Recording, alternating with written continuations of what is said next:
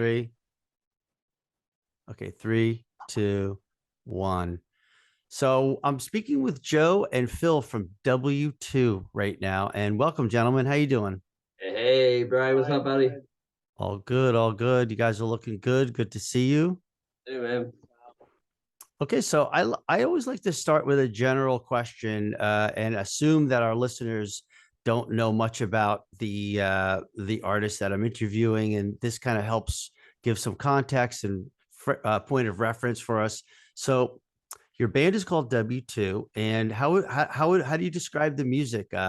Pretending you're meeting somebody in an elevator or a gas station. What do you tell people? How do you describe it? Joe, go. You got this one. The most brilliant music you've never heard. What I would say, it's kind of like pop rock, I would call it. I would say it's definitely rock. It kind of stems from our classic rock inspiration and influences, but definitely has pop sensibilities. It's filled with hooks. It's catchy. There might be even a tune that you want to dance to, and hopefully they're earworms. Hopefully you'll walk away, or after you listen to it, you'll be humming the song for hours to come.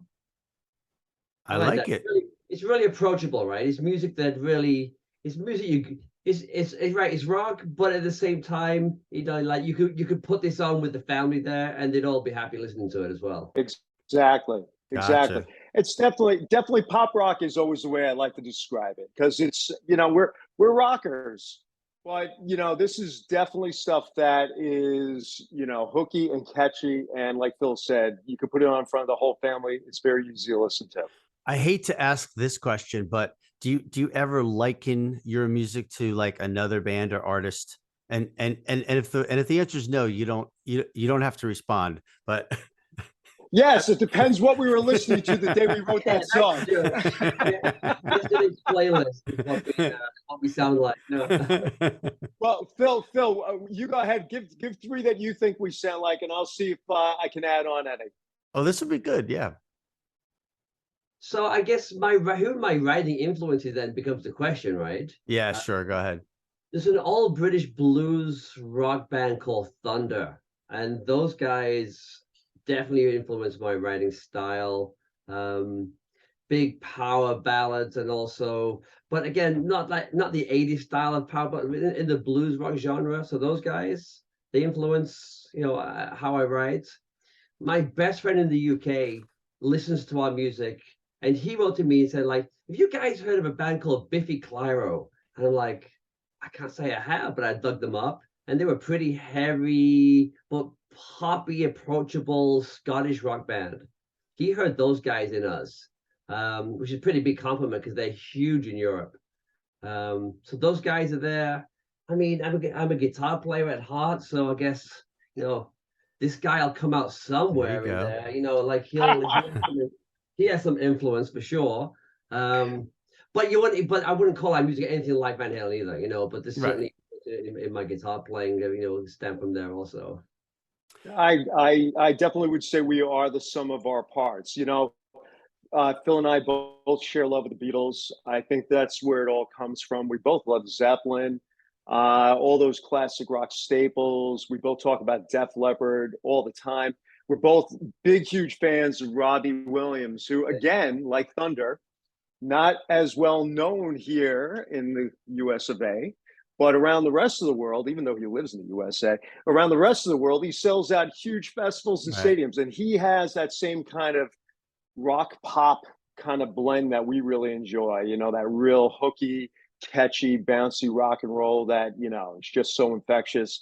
And again, I said, what are we listening to the day we write a song? There's a little bit of truth in that.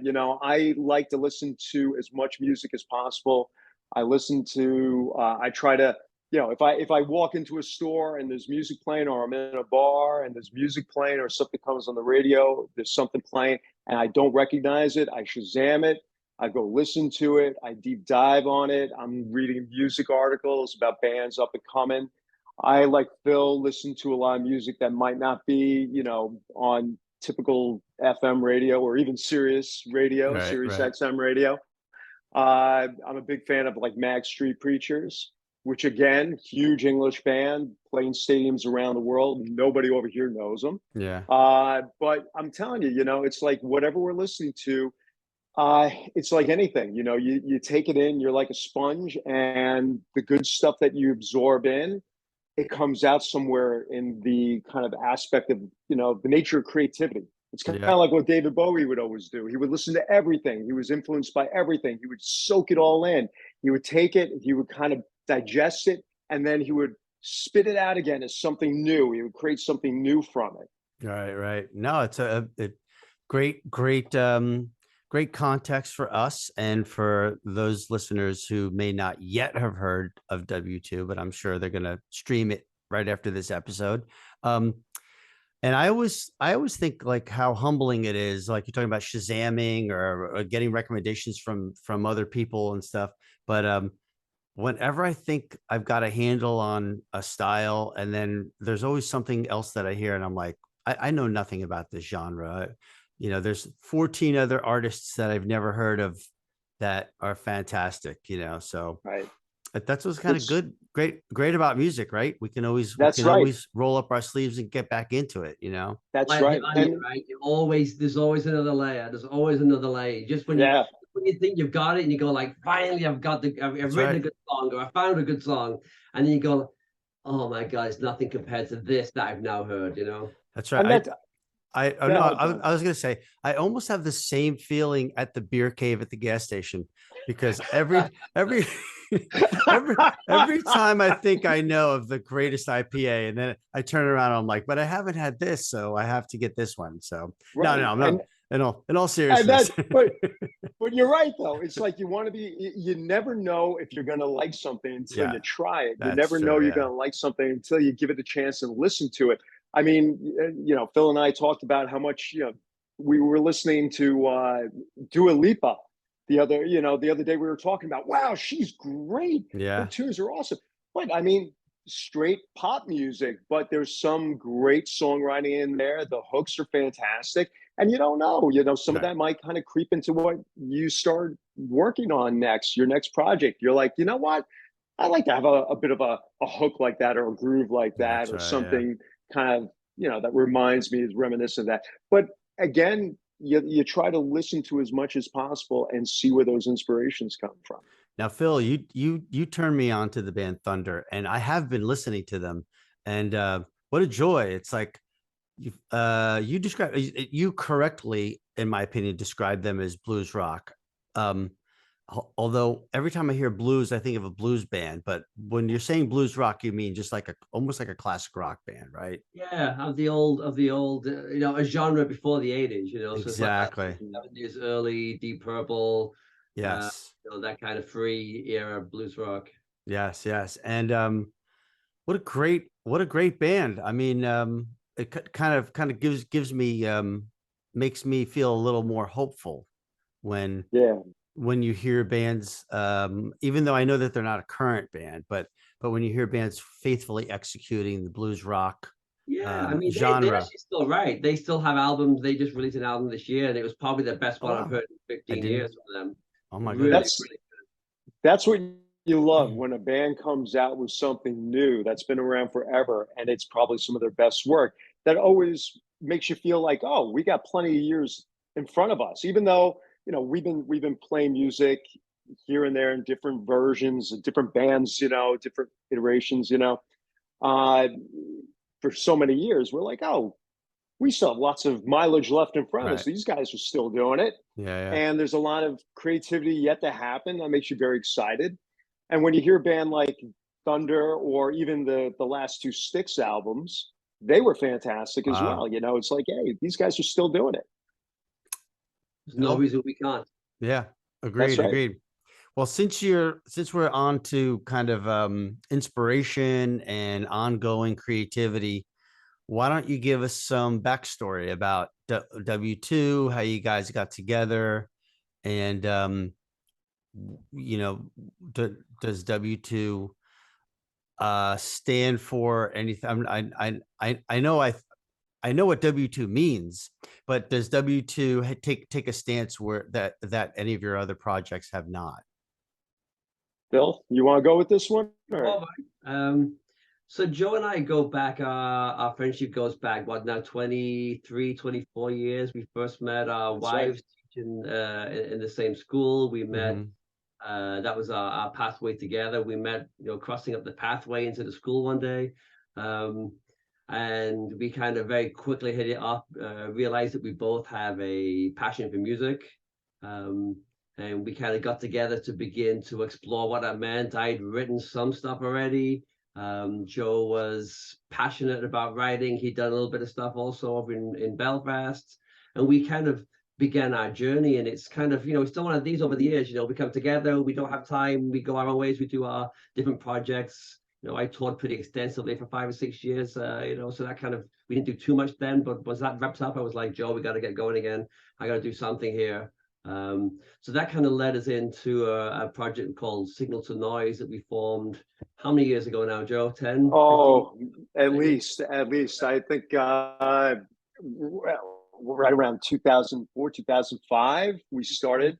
I think somewhere, something like that. And then that was our first like fully original project that we came up with a full-length album, and we Mm-hmm. really enjoyed, coming up with something of our own, to call our own. We, like Phil said, again, this goes back to what we were saying before, we've been in and out of music for years and all different, variations. And the fact that we tried doing covers for a while. And then when Phil goes, hey, I had this song I was working on with my best friend back in England. What do you think of this? And he starts playing it, and I'm like, dude, I love that. That's fantastic. Let's do that. Let's write our own material. Why are we covering other people? That's great, being covering other people's material. That's fantastic. But what got me really excited was the idea of doing something creative ourselves, and with our own voice, and seeing what that was going to be. And so we became Signal to Noise, came up with the name Signal to Noise after we went to see a Peter Gabriel There you go. concert. Yeah. Mm-hmm. We were at Jones Beach Theater, and he plays a song called Signal to Noise, and we were like, oh, There you that's go. the name. That's going to be. So, again, all the different musical influences that speak to you. And that just happened to be what, led us to call ourselves Signal and Noise. And we did that for 2 albums worth of material. We played out a number of gigs. We opened for a number of national acts, played a few full headlining shows ourselves, and we had a great time. But that was one chapter, and then that chapter ended, and then that happened. Actually, that chapter ended right when COVID began. Mm-hmm. Right. And Phil and I were really itching to write new music. And Phil had a bunch of song demos that were fantastic, just waiting for us to kind of get together with the band and record. And we were kind of sitting at home going, we got these great songs. Our band really isn't doing anything right now. They didn't really have the ability to, record remotely. And Phil and I were really wanting to keep on moving forward and do something creative, especially having all this downtime with COVID, knowing that we're going to be cooped up for a while. And I said to Phil, I go, Phil, over the years I've met a few musicians who've always said, hey, it'd be great to collaborate on something. If we ever had the opportunity to collaborate on something, remember me. And I was like, Phil, you know what? This could be that opportunity to collaborate. Right. Why don't we see if our buddies and two other of our friends who've always talked to us about collaborating want to do something together? And Yeah. W2 really became a project all about collaboration and musical relationships and the journey that we've been on. And it kind of reflected a little bit on the times we were in then and there, the fact that we were all isolated, we were socially distant, Right. social distancing from each other. And, we kind of had what we're doing right now, talk through Zoom, talk on the phone, and sending, you know, links back and forth. And that became the catalyst for this whole wonderful W2 project, which really was the whole birth of it was about collaboration and wanting to move on, do something creative, do something positive in what would otherwise be perceived as kind of like a negative kind of time, you know? And Phil originally was also swung at that time by the sense of divisiveness that was kind of present in society, partially due to COVID, partially due to politics, and we were kind of like feeling that, and we're then negatively feeling that. And I think we had this realization as we were reaching into our friends and people we touched going back 15, 20, 30 years. Everybody was kind of like, yeah, I want to do that. I want to do that. And it was this feeling of people coming together around this idea of music and around the songs that we'd been writing and working on. So, you know, there's a violin player in the UK who jumped on board and did this. An old songwriter I'd worked with up in the Boston area, you know, became involved and contributed pieces of music, or involved in pieces of music. The trumpet player from down county, a great drummer we ran into, you know, fantastic guy. Called Brian. This guy called Brian. He's a damn I don't know that drummer, guy. I tell you. His drum studio looks just like yours. Yeah. Oh my goodness! Wait a second. Well, you know, and that's the funny thing, Brian. Though, but it was just whole like coincidence that, you know, all these relationships that we made over the years, and this is why, you know, you always say it's great to reach out to people, talk to people, make connections with people. You never know where those relationships are going to go, and we are certainly incredibly lucky to be surrounded with the people in our lives that we have, the friends that we have, the extremely talented friends that we have who, like Phil said, we're excited to do something creative and positive. And yeah, you know, it's like when you talk to people about this, and it's like, yeah, of course I want to do that, you know, and that just really what, you know, we started doing one song, and one song became two, and two became an album. Right. So we touched, well, thank you both for that. We touched on several things in that little segment. One being songwriting, and I'd kind of like to talk about your workflow.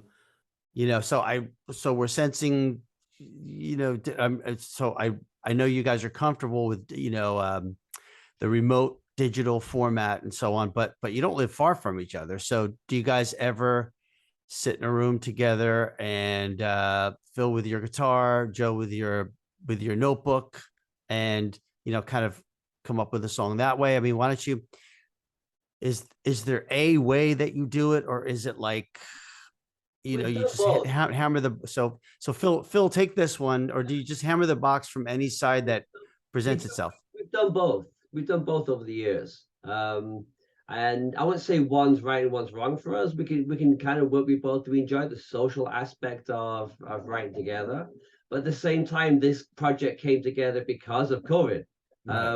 So I had these demos, so I kind of sit at home in this room right where we are now, and you know, I'll just play, get a drum track going in Logic or in GarageBand, and just have an idea and begin to pan it out and expand it.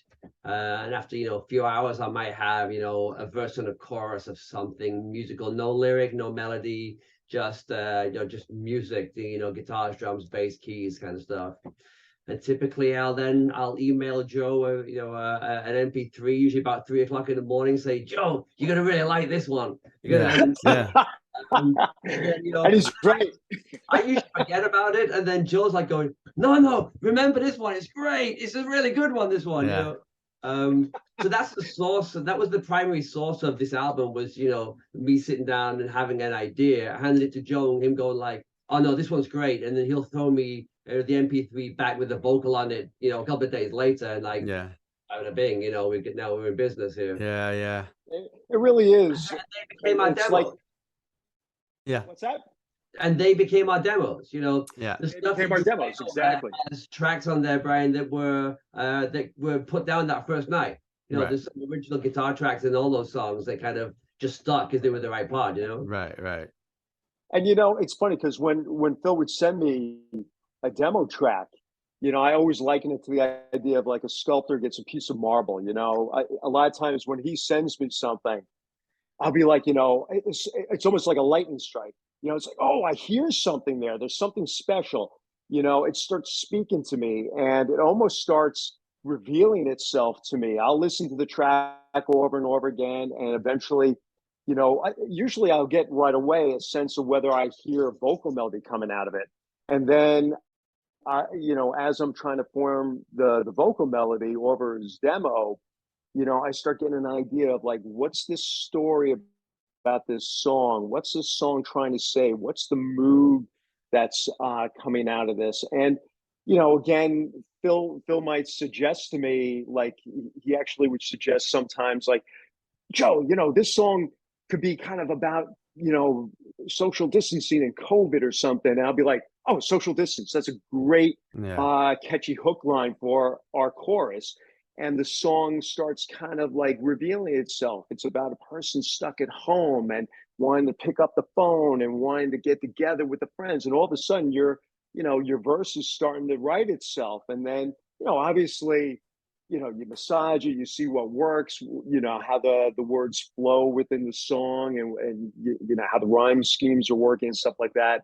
And also if it's creating imagery in your head that seems vibrant and alive and fits what you feel the mood of the song is. Even one night I was listening to a demo that Phil sent, this beautiful, haunting guitar song. He sent me, and it was absolutely gorgeous. And the fact that it had this real kind of ghostly, haunting kind of mood to it. As I'm outside walking, late at night, I'm out there, and it was during COVID, and I'm looking around, and I'm like, wow, nobody's about. This place feels like a ghost town. There's no one else around. And I'm like, oh, wait a second. I think I got an idea for the song. Oh my God, I just wrote a song. I just wrote a song. But this is what happens. Little sparks ignite. But it usually is. It's like, Phil has these great demos, and he sends me so many wonderful songs. And then out of those, songs, some of them will really resonate quicker and really hit me fast, and then, I get really excited. And of course, I want to jump on it. And that begins the whole process.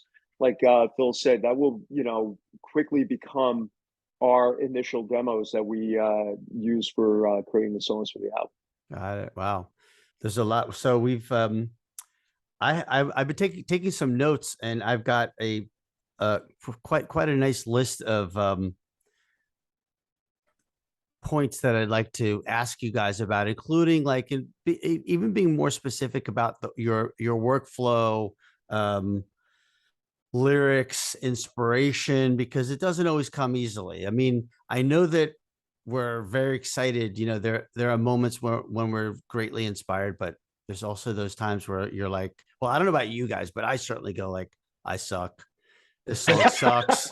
I think every artist goes through that, like, Brian. Every artist. Every time you pick up the instrument, yeah, absolutely. Yeah, but no, we all have to go through that. I mean, no, of course. Part of the, it's almost like giving birth to something. Yeah. One of the things I always say, it's great. Anytime we were with the band, or anytime we would be listening to our songs as we're working on them, I say, just think, this didn't exist before we created it. Yeah. But it's like giving birth to something. Totally it's really creating something from nothing, and it's really special. But you're right, it's work. It is work. It doesn't always come easy. Sometimes you'll get a verse and you go, okay, I've got this really great verse. Now what? Or you get this one great line in your chorus and nothing else is working. And I've rewritten, like, most of our songs. I've written probably 4 times the amount of words, verses, choruses than actually winds up being in the song, just to kind of like, and I'll take words and rearrange them, lines and rearrange them, just to get to the point where I'm like, okay, now it feels like it's ready to do something with it. And even after that, like, I'll send it to Phil, and then I'll be like, well, Phil, wait, don't listen to that one. I've got a better idea now. No, it's definitely I think the pedestrian or the normies might think that, lyrics just come out, the music just comes out, you sit down, you jam, you come up with a great song. And little do they know, often, I'm not saying that people underestimate what we do, but I think, little do they know that you sweated over this song, you rewrote parts, you edited, you did so much work on one song or one passage, You know, I'm a big McCartney fan, and he talks about some of these songs just being handed down. Like they're just there sometimes. You're not quite sure where it comes from. Yeah. So I'm not a religious guy. I'm not a higher power guy, but it certainly has that kind of like, I have no idea where this comes from sometimes. But Right. it's a spark that triggers a spark that triggers a spark. Yeah. I guess you have all this experience that you draw upon, that you kind of then build on, build on top of, but I have no idea where it comes from. Yeah. Gentlemen, believe it or not, we're past the 20-minute mark, and I think this would be a great point for us to take a break and put a cap on part one. And Excellent, Brian. will you guys come back for part two? Would love to, Brian. Absolutely. So in part two, I made some notes. I want to talk about some specific songs. I want to talk about the workflow, about some inspiration. Where W2 came from, where we got the name. Yeah, we didn't get to that. We never answered the question. So yeah, we got to put this in. So where W2 came from, and of course, some of your upcoming endeavors, and really wherever else you want to take us. But we're going to say goodbye at this point, and I want to thank everyone for listening. You've been listening to W2, Friends of Music with me, Brian Doherty, and we look forward to seeing you guys again. Okay, Peace. take care, guys.